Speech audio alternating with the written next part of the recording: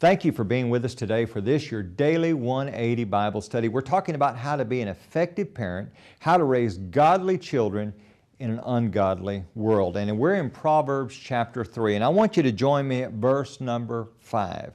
And we're going to see in verse 5, in the first part of verse 6, a commandment that a father is giving to a son. Now listen closely. Trust in the Lord with all your heart and lean not on your own understanding. In all your ways acknowledge Him. Now that's a parental directive there. This is what I want you to do, son.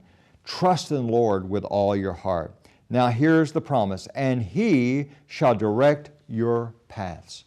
Do you want your children to always make the best choices? If you want your children to make the best choices, then you need to teach them to make God their ultimate reference point. I want to go back to Proverbs chapter 6 for just a moment. We were there the other day in Proverbs chapter 6.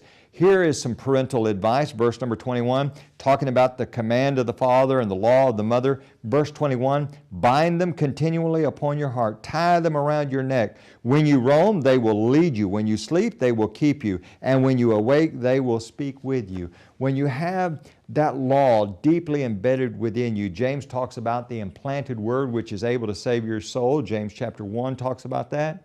It's like a compass. It's like a gyro compass that directs you. And when we trust in the Lord with all our heart, He helps us make the right choices because He directs our paths. One of the tragedies that we read about in the Old Testament is when people did not consult God. In Joshua chapter 9, the children of Israel are deceived by a group of people called the Gibeonites. The Gibeonites lived a very short distance off. Israel was not supposed to make treaties with anyone, any of their neighbors that were nearby. But the Gibeonites, they come riding over the mountain and they have on dusty clothes and they have moldy bread and their clothes are tattered and torn, and they say, you know, we live a far way off, and when we started our journey, our bread was warm. It was hot out of the oven, and look at it now, it's all moldy. And so Israel makes a treaty with them, and they come to find out, you know what, their neighbors nearby. But they had made a treaty with them, so a little bit later in chapter 10, they have to go to war to help defend the Gibeonites. And there is a very significant verse in Joshua chapter 9, verse 14.